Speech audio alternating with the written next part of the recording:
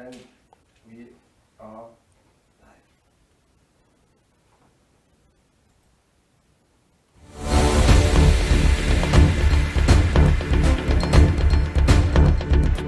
Isn't it?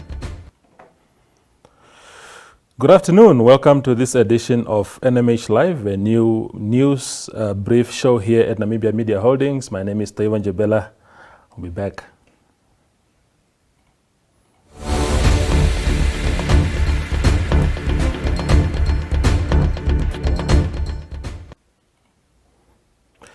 Welcome back. Let's look at today's front pages of all our dailies here in Namibia, starting with, of course, big story that is reported by at least two dailies today about fish rot. The Namibian reporting about a lawyer who's in South Africa, Eben de Klerk, still missing. Nobody knows when he's coming back. And the latest on that is that there's 20 billion now involved in that deal, and he has to answer to that. And also, New Era reporting about the China, the big case yesterday in the Supreme Court where the Chinese company that had dragged the Namibia Airports Company to court has actually lost that case, that appeal in the Supreme Court, meaning that they are no longer going to be constructing the airport at Ondangwa as per the aspirations of the Namibia Airports Company. The other, also in the headlines today, of course, it's the Republican talking about communal farmers in the Pukiro area who are suffering from livestock being stolen. Of course, this is also the same news that appeared in today's New Era. Thievery of livestock, a very, very difficult period for farmers in the Omaheke region. Also, of course, the Allgemeine Zeitung, one of our publications here at Namibia Media Holdings, reporting about also a farming-related story of farmers in Umsat region who are facing crop failure due to crickets, an outbreak of crickets in that area, with one farmer, as a matter of fact, going as far as suggesting that he does not anticipate any harvest at all.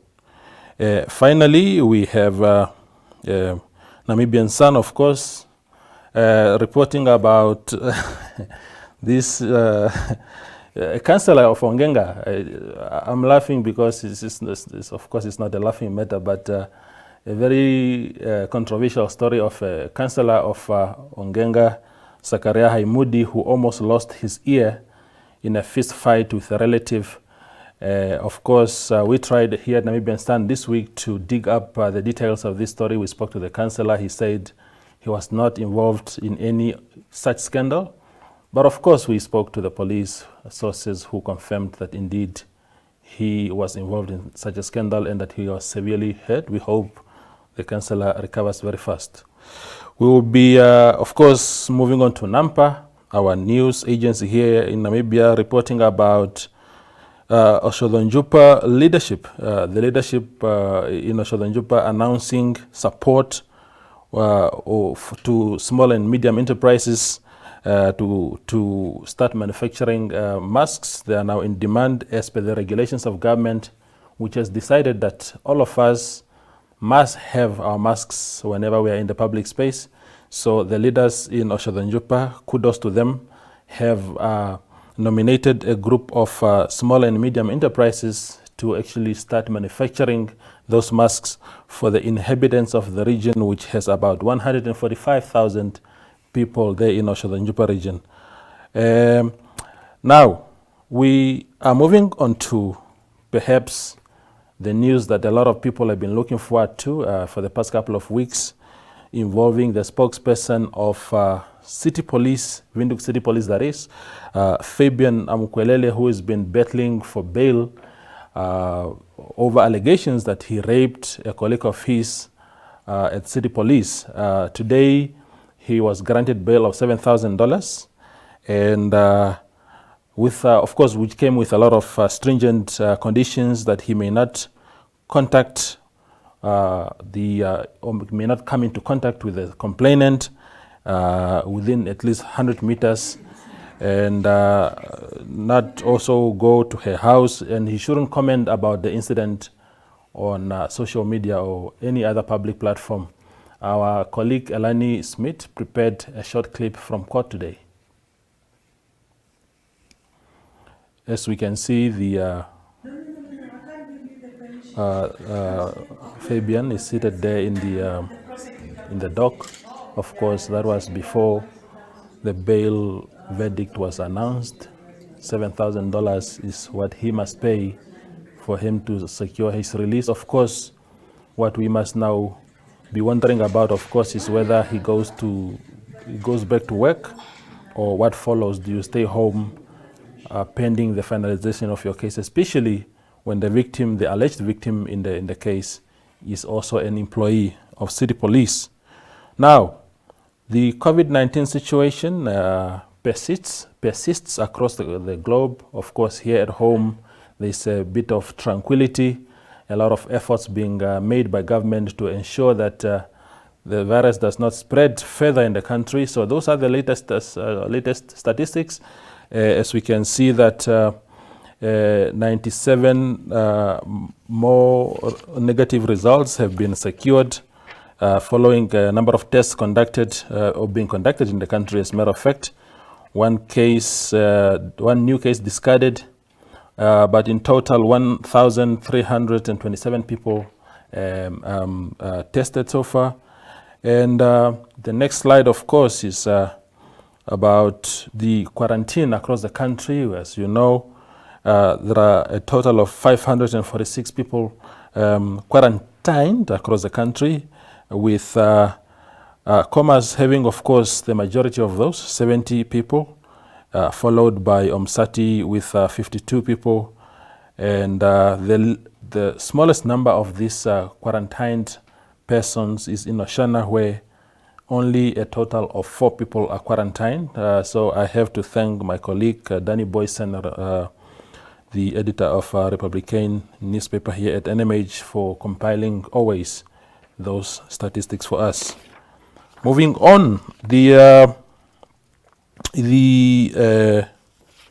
our colleague Eleni Nanjato today spoke to a center in Onipa in the northern region of the country, where it's called InfoHeart. InfoHeart provides computer and life skills lessons to communities in the area, and out of their goodness and free of charge, of course, they have offered their facilities for teachers to use in order to advance the goals of online education as required now by government during the school closures due to COVID-19. So Eleni spoke to Esther Zakaria, who explained what the center does and what kind of assistance they're offering to people in that area. Onipa InfoHeart, the Elsen Church project, which is aimed to give training to the young, vulnerable youth on life skill and on computer. It's basically give training more on things related to HIV. It's more on mainstreaming HIV, assisting the youth and parishes to start up with their support groups and community support groups and community project. Can be livelihood or can be gardening. And we also do training on ICDL, and the center is registered with ICDL South Africa last year, and we do offer online examination with ICDL South Africa. Currently, we have an initiative of assisting the teachers with the online lessons, where we are thinking of giving trainings on how to use the Zoom apps, or those who are struggling also with the WhatsApp or any means of online sessions that can be offered. We have about 20 computers that can be also used for those teachers who have no access to computers. Because I understand many schools don't have computers, they only have 1 or 2 computers that is mostly used for the secretary. So you then find out that teachers at schools, they are using only one computer, where teachers are requested to write their lessons in a paper and hand it to the secretary to type and all that. So this center can be used by the teachers, whereby instead of writing the activities by hands, they can always come in and type their activity.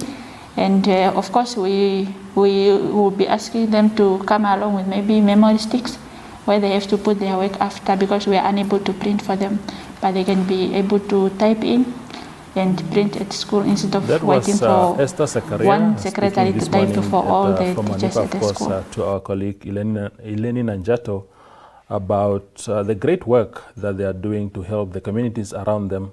InfoHeart is a project owned by the church, the Elsin Church, and of course that is perhaps the way in which churches must come to the party as far as the fight against COVID-19, the impact, the lockdown. Of course the lockdown has ended now, but of course the online education that we are giving to learners is concerned.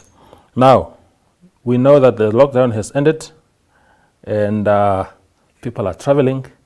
You may want to know how the weather is in the area of your destination. Let's have a look at the weather.